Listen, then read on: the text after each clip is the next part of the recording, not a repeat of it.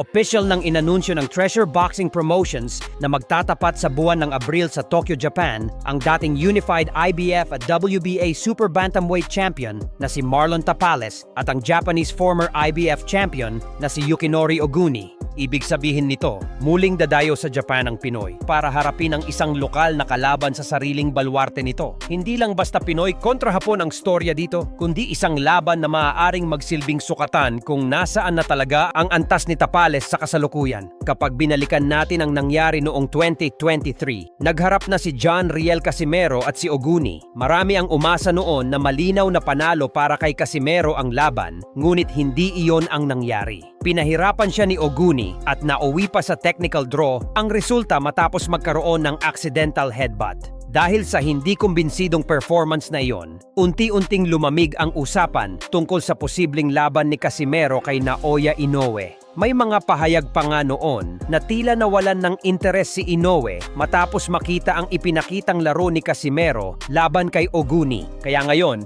malaking bagay ang laban ni Tapales kontra Oguni. Kung magagawa ni Tapales na dominahin o malinaw na talunin ang Japanese fighter sa Tokyo, magiging malinaw na indikasyon ito na mas maayos at mas matatag ang kanyang level kumpara sa ipinakita noon ni Casimero. Ngunit siyempre, ang tunay na sagot sa tanong kung sino ang mas angat sa pagitan ni Tapales at Casimero ay makukuha lamang kung sila mismo ang magtutuos sa ibabaw ng lona. Hanggat hindi iyon nangyayari, mananatiling usap-usapan at haka-haka ang lahat. Samantala, ibang klaseng mensahe naman ang ipinadala ni Shakur Stevenson matapos ang kanyang dominanteng panalo laban kay Teofimo Lopez. Sa naging sagupaan nila, kontrolado ni Stevenson ang takbo ng laban at tinapos ito sa pamamagitan ng lopsided unanimous decision. May paliwanag ang kampo ni Lopez na hindi raw nasunod ang game plan kaya natalo ang kanilang pambato.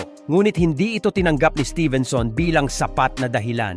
Ayon kay Stevenson, kahit pa raw magharap sila ni Lopez ng 10 beses, pareho lang ang magiging resulta. Naniniwala siyang nabasa na niya ang estilo ni Lopez at alam na niya kung paano ito kontrahin. Hindi naman niya minamaliit ang kakayahan ng dating kampeyon. Ngunit malinaw sa kanyang pananaw na may agwat sa kanilang dalawa pagdating sa antas ng laro. Para kay Stevenson, hindi ito usapin ng swerte o maling taktika, kundi simpleng mas mataas ang kanyang level sa kasalukuyan.